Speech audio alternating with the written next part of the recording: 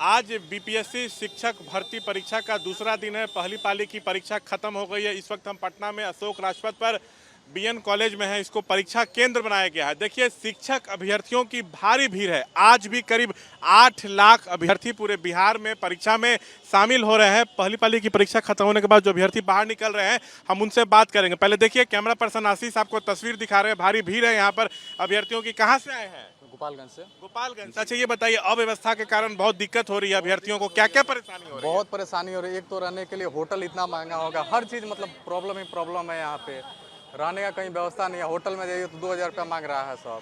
Tempo bus वाले भी ज्यादा पैसा वसूल रहे हैं और इतना ना जाम हो रहा है मार्केट में कि मैंने डर बना हुआ है कि कहीं छूट ना जाए एग्जाम। मतलब ट्रैफिक जाम में भी फंस जा रहे हैं। बहुत दिक्कत हो रहा है। तेजस्वी तो कहते हैं कि व्यवस्था की जाए। कहाँ व्यवस्था है सर? आपको व्यवस्था दिख रहा है? कहीं व्यवस्था है? कहीं व्यवस्था नहीं है। अच्छा, आज ये बताइए, आज का प्रश्न पत्र कैसा था? जी, आज का प्रश्न पत्र संतोषजनक और हमारे पढ़ाई के अनुसार पूछा गया। हम लोग काफ़ी संतुष्ट है इस परीक्षा से। कहाँ से आए हैं? जी, वैशाली से आए हैं। वैशाली से आए हैं। ये बताइए, आने जाने में क्या समस्या हो रही है कुव्यवस्था के कारण? आने जाने में तो मुझे कोई समस्या नहीं है, बस प्राकृतिक वर्षा के कारण थोड़ा सा हस्तक्षेप हुआ है ट्रैफिक नियम में, लेकिन सब कुछ ठीक ठाक है। बायोमेट्रिक से हाजिरी लगा पा रहे हैं कि उसमें दिक्कत आ रही है? नहीं, कोई दिक्कत नहीं है। बायोमेट्रिक में इजी तरीके से अटेंडेंस हो रही है सर। अच्छा, और कुछ अलग से जो परेशानी हो? नहीं, कुछ भी परेशानी नहीं हो रही है। पेपर भी बहुत अच्छा था, जो पढ़ा था वो अच्छा बना। देखिए, हम और भी अभ्यर्थियों से बातचीत करेंगे। आप लोग कहाँ से आए हैं? समस्तीपुर से। अच्छा, समस्तीपुर से आए हैं। कहीं ट्रैफिक जाम में फंसे, ट्रेन में दिक्कत हो रही है? जो लोग दूर जिलों से आ रहे हैं उनको बड़ी परेशानी हो रही है। बहुत परेशानी है। क्या परेशानी हो रही है? थोड़ा दर्शक यहाँ रहना खाना ये सब बहुत सारा परेशानी है। लोकल सेंटर देना चाहिए था। इतना दूर दूर से हम लोग आ रहे हैं और लोकल सेंटर रहता तो हम लोग को परेशानी नहीं ना होता। बारिश का समय है, आप समझ रहे हैं। बायोमेट्रिक में हाजिरी नहीं लग पा रही है, सुनने में आ रहा है, तो रिजल्ट ही रुक जाएगा। नहीं लग रहा है हाजिरी। अभी लग रहा है। कई जगह से शिकायतें आई थी कि काम नहीं कर रहा। यहाँ पर हाजिरी बना हुआ है। तो लगा सबसे दिक्कत है कि बरसात का समय है और मुजफ्फरपुर से, छपरा से, सीवान से सब लोग यहाँ पर आए हुए हैं। गोपालगंज से होम सेंटर देता तो सबसे अच्छा रहता।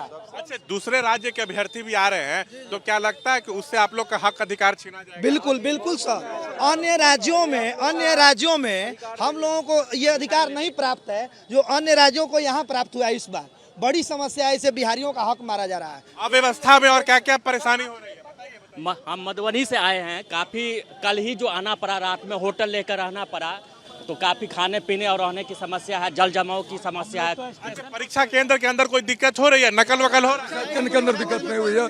बहुत बढ़िया ढंग से परीक्षा हुई है, इसमें कोई दिक्कत नहीं हुआ। बस सरकार से कोई फैसिलिटी नहीं मिला, इसके कारण परेशानी हो रही है। सबसे बड़ी परेशानी है जो हम लोग बीपीएससी क्यों दे रहे हैं। जब सरकार ने कहा था जो एसटीटी जो उतना ही क्वालिफाई करेंगे जिनको हमको नौकरी देना है, तो फिर हमको क्यों देना पड़ा? हम लोग क्यों बार बार एग्जाम दे रहे हैं? इसी में मतलब ये तो है कि जो एसटीईटी, सीटीईटी, बीटीईटी अभ्यर्थी 2018-19 में पास कर गए थे, उनकी डायरेक्ट नियुक्ति होनी थी, लेकिन नई नियमावली आई, कहा गया कि फिर से एग्जाम देना होगा। एग्जाम हो रहा। कहाँ से आए? मैं गोपालगंज डिस्ट्रिक्ट से। दिक्कत ये है कि जो स्टेट के लिए नियोजन वाला जो व्यवस्था थी, फिर उनको बोला गया कि सबको नौकरी दी जाएगी, मगर फिर से बीपीएससी एडवर्टीजमेंट निकाला और बीपीएससी के थ्रू कराया जा रहा है। तेजस्वी का बयान था कि हमारी सरकार बनेगी तो पहली कैबिनेट मीटिंग में 10 लाख रोजगार का फैसला करेंगे, 10 लाख शिक्षकों की नियुक्ति का फैसला करेंगे और जो परीक्षा होगी उसके लिए फैसिलिटीज देंगे, लेकिन कोई व्यवस्था नहीं, वैसा कुछ व्यवस्था नहीं है। तेजस्वी जी ने जो घोषणा किया था वैसा कोई उनका व्यवस्था नहीं है। कहाँ से आए? हम बांका डिस्ट्रिक्ट से आए हैं। क्या क्या समस्या हुई आने में? यहाँ पर आने में ट्रांसपोर्टिंग की कुछ समस्या थी, लेकिन बहुत ज्यादा समस्या नहीं। आने में कोई समस्या नहीं है। बताइए।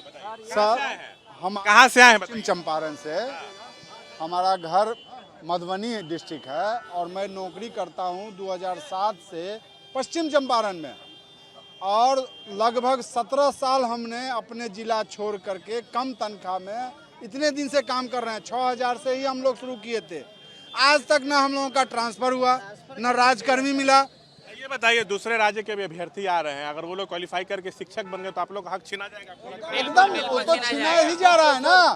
सबसे पहले हम लोग जो नियोजित टीचर हैं, जो 2007 से यहाँ पर बहाली है, उनको क्यों हम लोगों को परीक्षा में बैठाया जा रहा है? इससे पहले समझ में परीक्षा की क्या? जो दूसरे राज्य के अभ्यर्थी आ रहे हैं।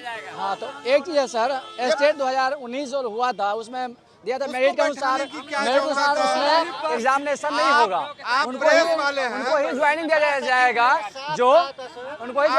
जो मेरिट लिस्ट में आएंगे। एक तो ये हो गया, दूसरा ये कि जो पहले से टीचर हैं उनको इसे शामिल करके सरकार ने गड़बड़ किया है। अच्छा ये बताइए, जो लोग पहले STET, BTET, CTET पास कर चुके थे उनको भी परीक्षा में बैठना तो कैसे दिक्कत है? बहुत दिक्कत है। पहले बताया गया था कि STET क्वालिफाई को जो है नौकरी दिया जाएगा मेरिट वाले को, अब कहा कि नहीं BPSC से आइए, नियोजित शिक्षक कहा कि नहीं पात्रता परीक्षा देना ही पड़ेगा। कहाँ से आए हैं?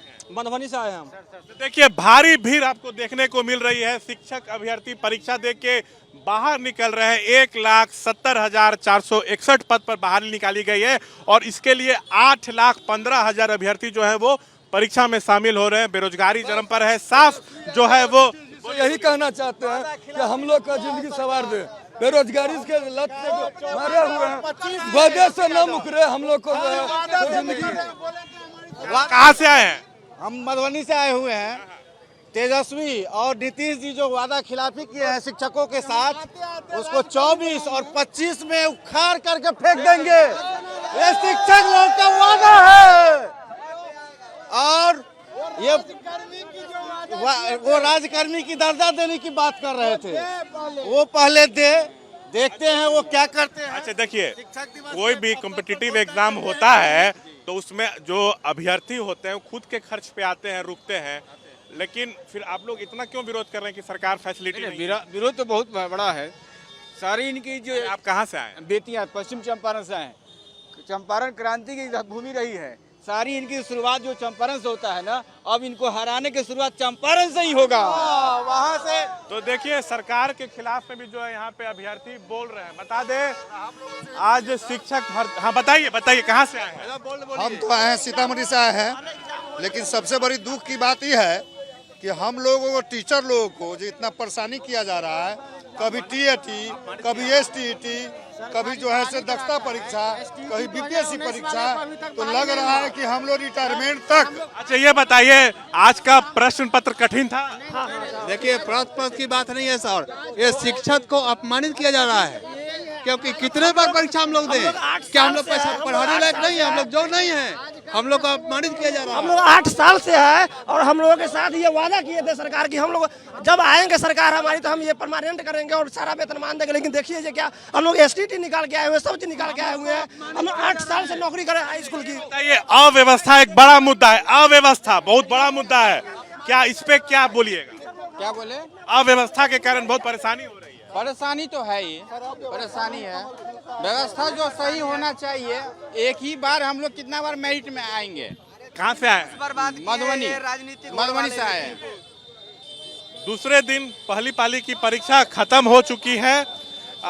26 तारीख को भी परीक्षा होनी है, लेकिन जो अभ्यर्थी हैं यहाँ पे, जो शिक्षक अभ्यर्थी परीक्षा दे के निकल रहे हैं, वो नाराज दिख रहे हैं। कह रहे हैं कि हम लोग को जानबूझ के परेशान किया जा रहा है। सो हम लोग 3 साल पहले CTET, STET, BTET परीक्षा पास कर गए। हम लोग की नियुक्ति होनी थी स्कूलों में, लेकिन सरकार शिक्षक भर्ती नियमावली लाई और फिर कहा गया कि आप लोग फिर से परीक्षा दीजिए। हम लोग परीक्षा दे रहे हैं, लेकिन बार बार क्यों परीक्षा लिया जा रहा है? वहीं शिक्षक भर्ती नियमावली जो 2023 सरकार लाई थी, उस पर संशोधन किया गया था। कहा गया था कि जो दूसरे राज्य के अभ्यर्थी हैं वो भी यहाँ के भाग ले सकते हैं। तो इस पर यहाँ के लोग कह रहे हैं कि दूसरे राज्य के लोग यहाँ नौकरी करेंगे तो हम लोग का हक अधिकार छीना जाएगा। सो दूसरे राज्य में तो हम लोगों को नौकरी नहीं मिलती है। बता दें 2018-19 में बिहार में STET, CTET, BTET अभ्यर्थी जो है एग्ज़ाम में पास कर गए थे। सरकारी स्कूल में लोगों की नौकरी के लिए वो लोग बार बार मांग कर रहे थे, लेकिन नियुक्ति हुई नहीं। इस साल सरकार जो है नई शिक्षक नियमावली लाई। कहा यह गया कि BPSC जो है वो परीक्षा लेगी, जो अभ्यर्थी एग्ज़ाम में पास कर जाएंगे वो राजकर्मी कहलाएंगे। तो एग्ज़ाम जारी है, 24 से परीक्षा शुरू हुई है, लेकिन